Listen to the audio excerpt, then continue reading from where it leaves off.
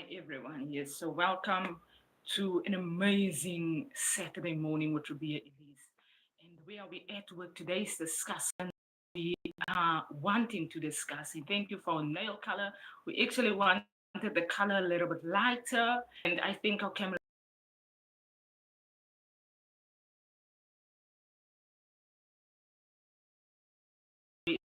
with this video. And what else we want to say in today's discussion is we're talking about our birthright, right? As representatives on earth and with the state that mankind, mother myself, and with parenting myself, there's that requirement for us in a generation, right? And there's that requirement for us in a generation to allow ourselves to not and disrespected with where we find ourselves at in the season.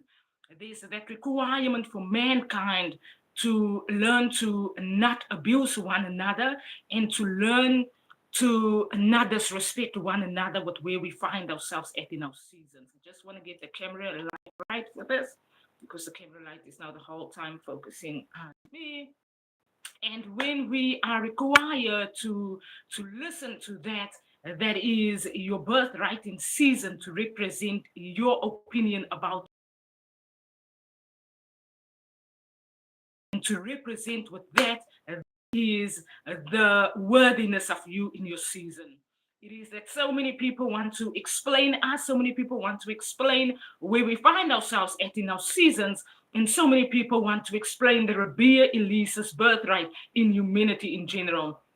It is that countries' leaders want to manipulate processes in this world so that it's fine for them. It is that we have learned that the birth womb has birthed humanity unto earth.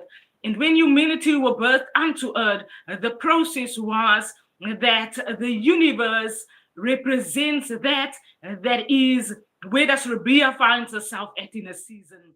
Rabia then represents that the universe requires Rabia to educate in season and to voice where Rabia is birthed at in a season. And that is Rabia's opportunity to not be deprived, Rabia's opportunity to not be silenced out, and Rabia's opportunity to not be submitting to any other authority that wants to represent and call themselves more fairer than Rabia Elise. They want to sometimes call themselves more light-skinned than Rabia Elise. They want to sometimes call themselves more professional in this world than Rabia Elise. And then they want to sometimes call themselves that the hair requires that is representation on earth for certain why the earth is so destructed, destroyed, full of war and full of aggression. And on that day, we are required to represent in our that is you not being deprived by anyone that requires you to be there for them and you. That is the womb of Mama Anna, that is the European womb, that is the Chinese, Japanese, Koreanese womb, that is the womb of Africa, that is born in South Africa, that is born in the coloredness of that has been through all the educations and the grandparents of that is required in season. And when our generations people out because of your birthright, because of being too scared that you're going to be appearing in that someone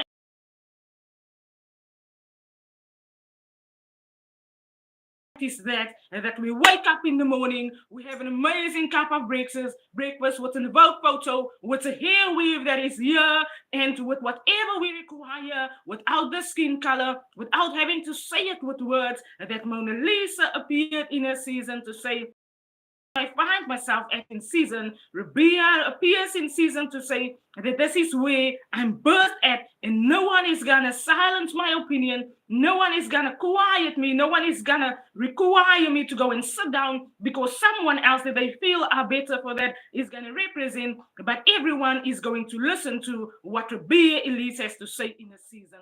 And for those who call themselves more professional than Rabia Elise, then wanting to listen to Rabia Elise, even them will find themselves challenged where they are at because the season is that does not understand generations of wombs. Many people explains that that Mama Anna Philander's home is exactly directly required to educate the generation in season based on where we are born from. A generation could have been there 2,000 years ago, but Mama Anna Philander's womb is the womb that represents and that educates a generation in season of what is required, and not based on what Ribea Elise in a season, but based on the birth womb of Mama Anna Philander that speaks of the four corners of the earth, of the four sons in the nation that were born, of the three daughters that were born from the womb of the mama, and the representation of the father in the house. The three different father lines that exist.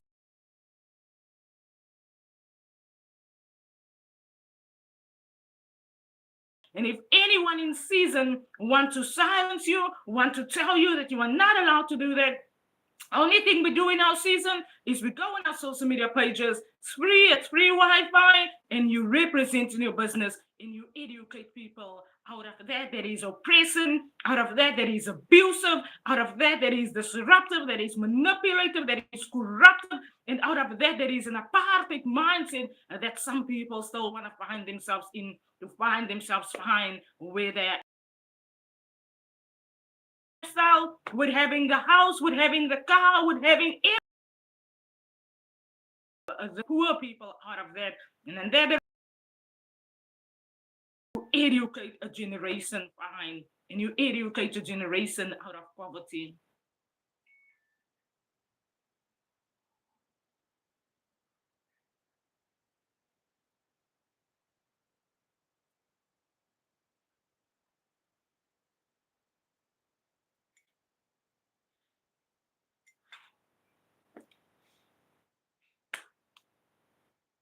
And with education, we have learned that our household upbringing was different.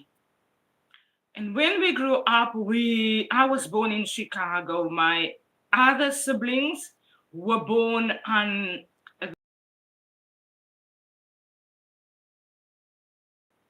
Ribea Elise was born in Powell community and in Chicago.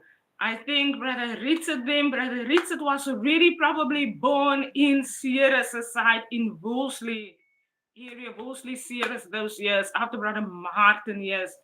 And Brother Zach and Antoinette was born, I think, on Mama Anna them stayed at two mountains of Paul. Paul has got a front mountain, that is Paul Mountain, where the Tal Monument is at. And Mama Anna them used to stay there. My Papa Yapi used to work there on the Quakery. And then they also used to stay at the Worcester Mountain on that side of Paul. So when Mama Anna and Papa Yapi moved to Paul, I think everyone said they used to stay first by the woods. There's houses there, there's wineries there, and they used to stay on one of those wine farms. They, when you get to Spitsbona Garage, yeah. So there's houses by Spitsbona Garage, there's a farm, there a vineyard, and behind the vineyard, you drive into the vineyard, there's an amazing wine tasting area there where Mama Anna them used to stay at, yeah. And that's when Mama Anna Papa Yapi moved to Paul. Papa Yapi, my Papa and Mama met on the Swaibrug in Ceres. So my Mama Anna Philander moved from Calvinia. Her mama moved from Johannesburg, and then Mama Anna moved from Calvinia to Ceres area to go and stay where Oompie after George was already staying. Mama Anna's brother, Ceres area, and Mama Anna then moved from Calvinia area to Ceres.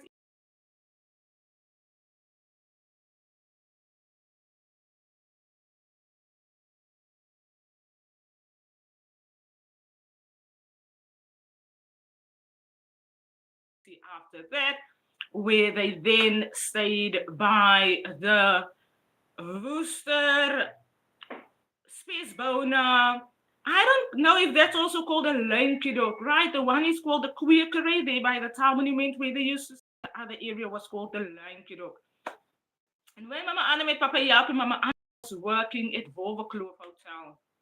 And then while Mama Anna was working at Hotel. I think they met under Swiber while she was working at Club or just after that. And then Mama Anna and Payapi then had four more children. Mama Anna then already had brother Richard, 1969 earthquake boy. Because when Mama Anna traveled from Tulbach, from California that night, Mama Anna was on the Tulbach bus and on the California bus, and when Mama Anna arrived in Sierra's area by the Sierra's mountain, by Tulbach Siren area, then the bus dropped them there, and then the earth was quaking at that time, and that's, yes, it's on the news, the most biggest earthquake that South Africa had those years was that night that Mama Anna had Papa, my brother Martin on her arms, and Mama Anna and brother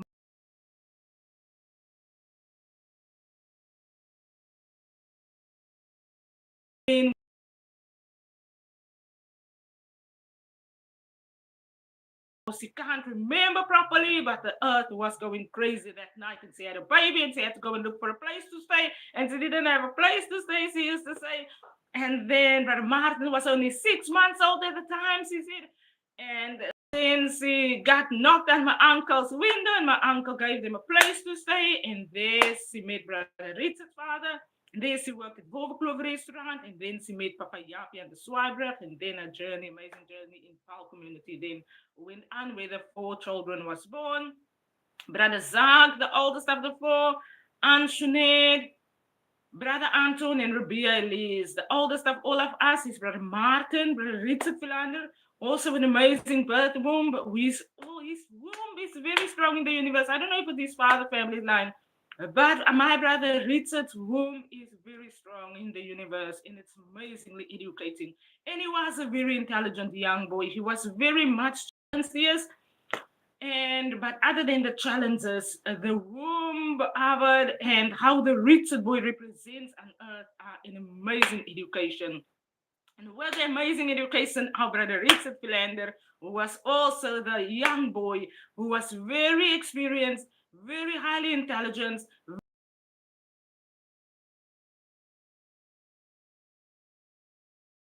very good in instruments. After years, someone got jealous of him, like jealousies in the world, and he went on a different route in life, and he then lost his life while he was 36 years old. But he had a very fast journey. He was in the army. He was really an amazing guy, assisting the police services also. And then by the years of 36 years old, he was deceased. He has an amazing daughter, yes, Rose Peterson, and she gave birth to two brother kids. They look exactly like him. They're amazing two young boys. And yeah, so he had a different education to us, and I want to focus on every education that my mama's womb educates. My mama was very firm on how my mama would remind you of an African American mama without realizing that she comes from a farm and she's just Mama Anna, but the oddness of the way that she educates is the same way that the African mama, my mama was very fond of Nigeria, right? She's very fond of Nigeria.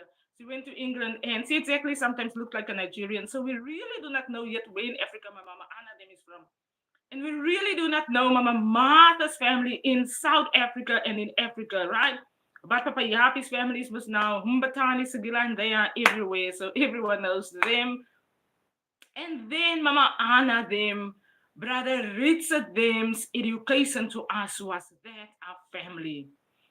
And when we of that requirement to not be in aggression the one to the other, but Brother Richard's education was always firm to us as young children. What we have, we allow others to also learn what it is that we are experienced at. And when he educated us at that, he was very firm. My brother Zach always explained it so well. He was a very protective young boy. And when he was very protective, he used to take us on these amazing journeys in Pal community and on exploring where we are at in Pal community, rather than sometimes wanting to travel and wanting to explore sometimes a different, familiar with the amazingness of Pal community. And I remember how he used to then take us to our Segula family because then my Papa Yapi was not there anymore. And then Brother Richard was the oldest because Brother Martin had to work for Mama Anna with Mama Anna while Mama Anna was employed. And before Brother Richard started to work, right? And then Brother Martin worked, and Brother Richard was still in secondary school. And then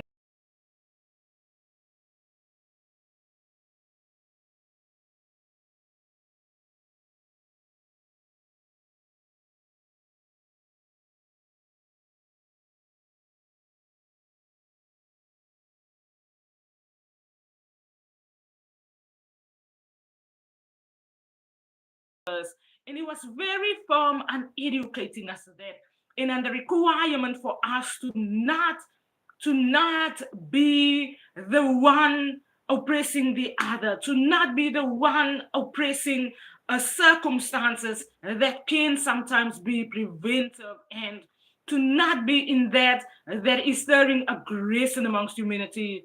So we don't know what he learned those years when he was in the army, but when he came back from the army, his education was still very firm to us as a family and very protective, right? And I remember they never went into war because those years they were just training and stuff like that at the army. And I remember he then decided to leave the army, and then our Chicago house was the house where all the musicians and all the instruments and all everyone trains for the band and everyone trains a musical instrument, and the families were then educated, and our doors was opened for that. And Mama Anna and Brother Zach, they invited all of their amazing friends, and everyone was in that. That is, now we moved from a house, they moved from a house that they felt to them was an amazing house on the farm of Lion Kiddo, and there by Tal Mountain, Tal Monument. And they then moved, and we moved to Chicago. And the situation was now sometimes a bit challenging for the boys, and sometimes the boys felt a bit, and then but the boys made the best of it. They had Brother Richard always made sure the instruments was there, the drums, the keyboard, the whatever, the guitars, and all of those instruments that he had those years, and he trained everyone in that. And that's music started for our family. And that's where the education of familyness is in the community. Much that we do not realize it, that's where it started with us. And after some time, we learned that we have had family, and they were family of Mama Anna's Papa. And we met them, and Brother Richard introduced Mama Anna to them. Brother Richard said, Mama Anna, this auntie looks exactly like you. And then he said to Mama Anna, but then one day I'm going to introduce Mama Anna to this auntie because maybe this auntie is family of Mama Anna. Intelligent young boy, and he doesn't miss a thing about it. And then we called Mama Anna one day, and the auntie was walking outside. And Mama Anna looked at the auntie's walking. Mama Anna's like, okay, she really walks like me, and okay, she might be really family. And then one day, Mama Auntie Rita said, then she told the boys, because then Brother Richard went to church by them. And then she told the boys, but boys, you must also meet the children's parents that are at church, and so that you can be introduced. The meet and greet, and then Mama Rita, so Mama Anna and Mama Rita knew exactly, because Mama Rita knew Mama Rita's brother had Mama Anna by Oma Marta those years. And Mama Rita and Mama Anna met after all those amazing years again in Paul community, in the amazingness of Mama Universe, of the earthquake, of the education of life itself. Now, the amazingness of family in this universe. And Mama Anna and sister. And then Mama Universe brought the familyness again together, and we were again educated of the familyness in a generation, and of the requirement of a generation to not be disrupted when the universe takes us on a journey, but to listen to what is the education on the journey. And that is where we are at with. our generation's voice of wanting to change it into what they wanted rather than accepting the education that we have been brought to certain countries for a reason, because our education season is that educates a generation and the familyness of family. Now remember how familyness was. Brother Martin brought his friends in and to maybe say, yours, you can 21st birthday party, and all his amazing, intelligent friends were there. And Brother Martin's friends were all in. They were in the Orleans Park that weekend, and they were celebrating Brother Martin's 21st birthday. Brother Martin was still working for Tanker Services those years. And Auntie Maggie said, Martin, and Auntie Maggie was the next door neighbor. And that's what familyness is in a generation, you know. And Auntie Maggie said, Martin, but let us, because Auntie Maggie them were a lot of daughters, and our household was now the four sons. And then Auntie Maggie said, Martin, let us also go with y'all to y'all's 21st party. And Brother Martin's friends said, okay, come along, young, because you know they were very so on today. But other than that, then they celebrated Martin's 21st birthday party in New Orleans Park, and they had an amazing family time in Power Community. You know, when someone says, you know, let me celebrate this journey with everyone and with y'all. And that education then took us to a generation of people that has to learn to remain to educate the familyness in a generation.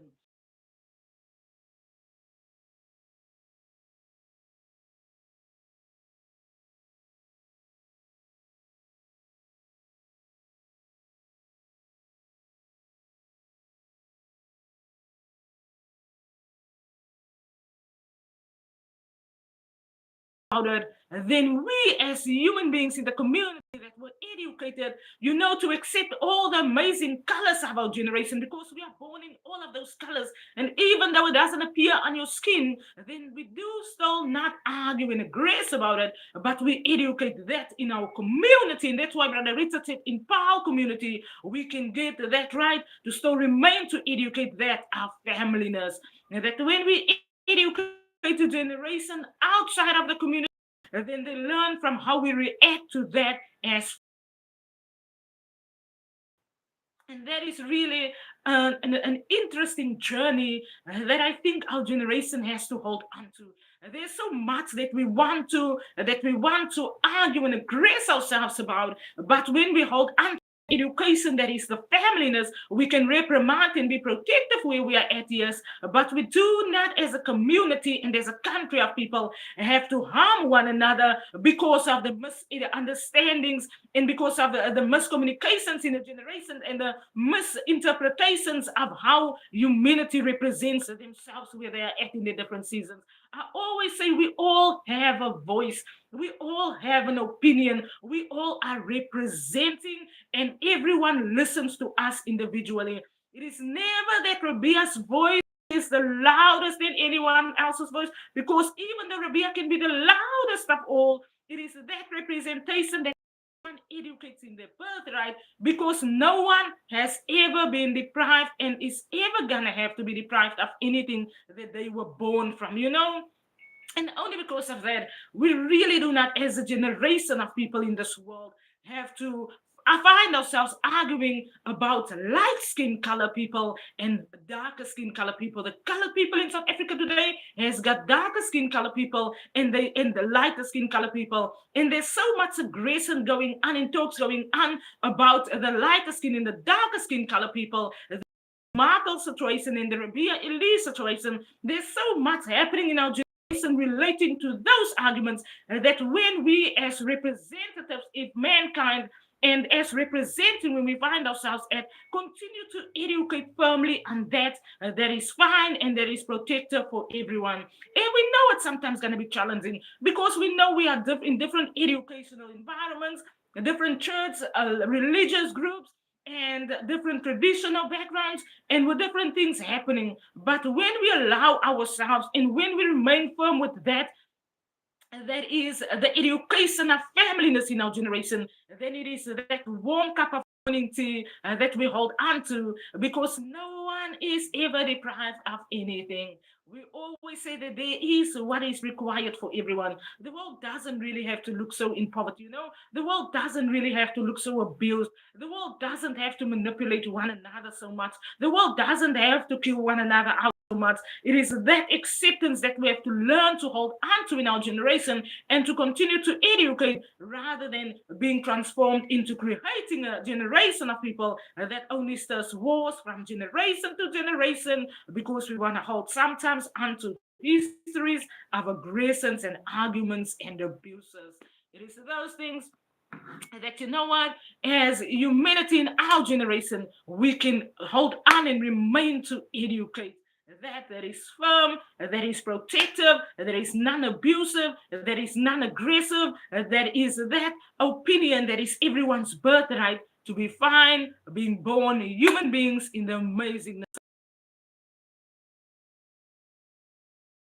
opportunity to be introduced to ourselves. The universe gives humanity an opportunity to get to know themselves. The universe educates us all of the different spirits and presence and the communications in the universe.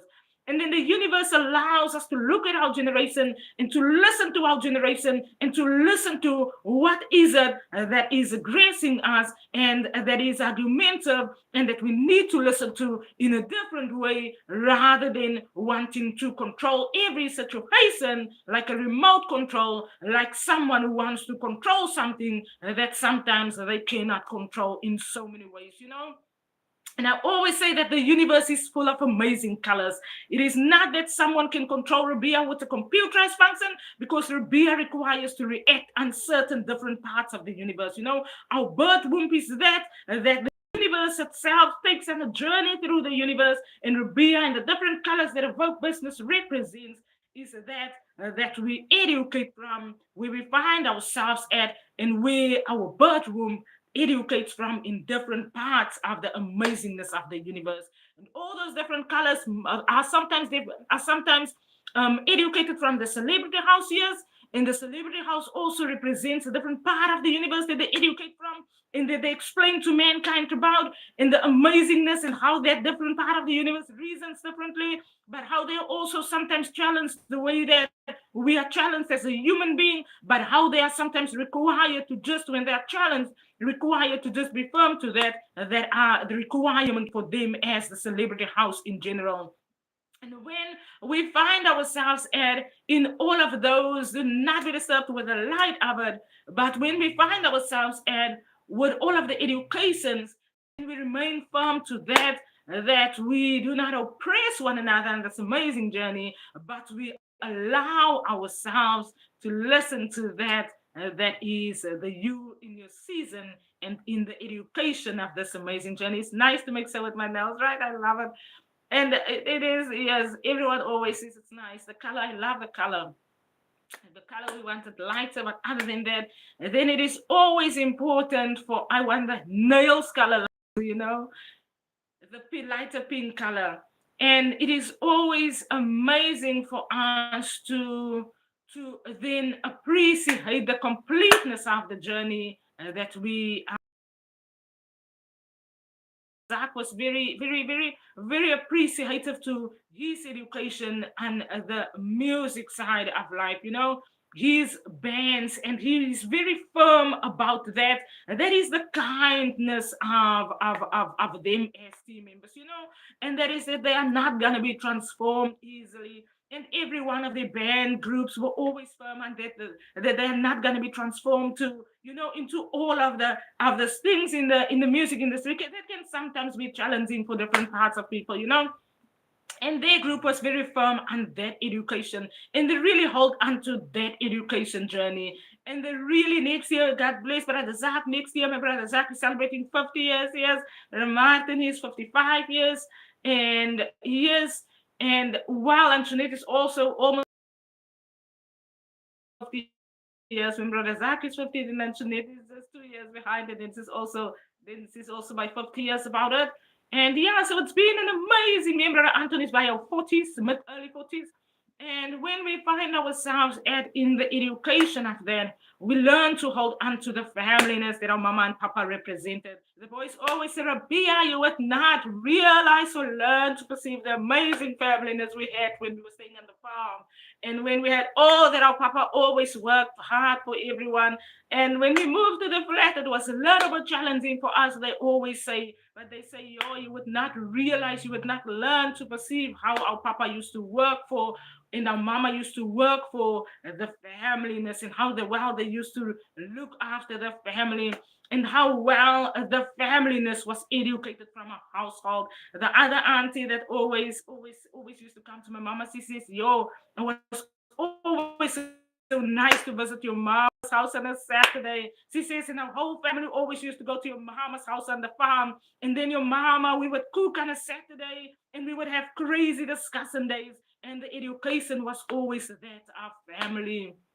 And that is where our generation's familyness and our Jeanette giving birth in England, and my Mama Anna then met the Nigerians. Mama Anna and Mama Anna came back from England. Mama Anna said, Rabia, the most amazing family education. The Nigerians give at an amazing Nigerian party, and they make the jollof rice, it says, and then see and that nice jollof rice, and they all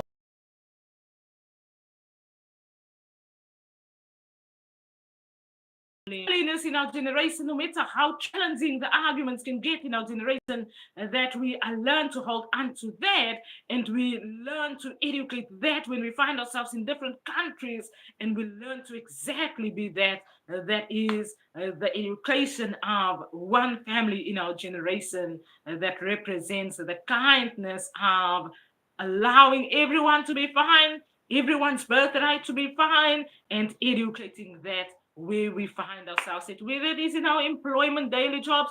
We know that a lot of people has gone to prison because of a lot of reasons that could have been prevented. Some people, I always say on my social media page, went to prison for other people's crimes, and it is sometimes a challenging, painful situation to learn that young boys are in colored communities are sometimes also in African communities, in different communities around the world, but they're sometimes going into prison for other people's crimes, and other people sometimes require them to go and do this. Parliamentary leaders sometimes require the gangsters to go and do this and this and that, and then the prison about it. It is all of those familynesses that we have to learn, that when we are employed in offices and we can educate the prisoners out of prison and we can make the environment in the education better for them, then we do that also. I know our Sagila families in South Africa working at all the prisons here, and I know amazingly the South African community are busy really working on initiatives that are that are gonna educate a generation of people, not to abuse our young boys like that, and to create environments that is not gonna be imprisonment for theft and for drugs, but then that can be community rather than having to go to prison because you were having drugs on you and you were maybe stealing something. Those are nitty-gritty things that you can set community centers up for young boys.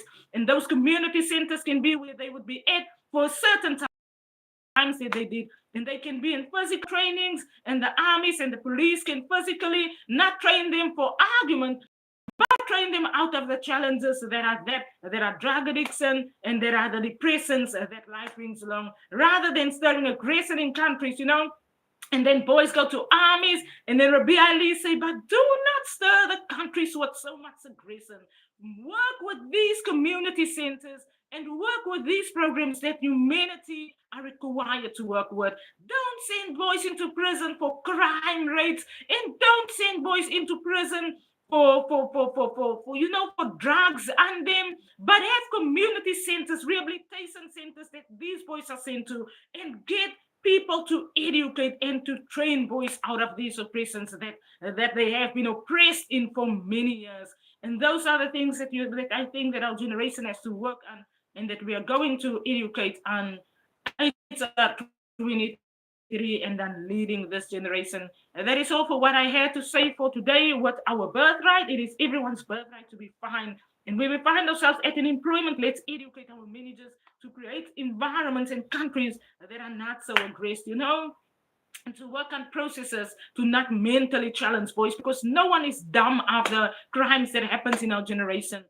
Sometimes crimes that is someone else's crime that someone else sometimes requires the young boys to go and do, and all of those processes we need fine, and we are really gonna allow ourselves to remain to educate that is the familyness in a generation. That is it for Rabia Elise today with our discussion. Remain to listen to our lives and our educations on AWOKH Business and with where we find ourselves at in our seasons. Have an amazing day further.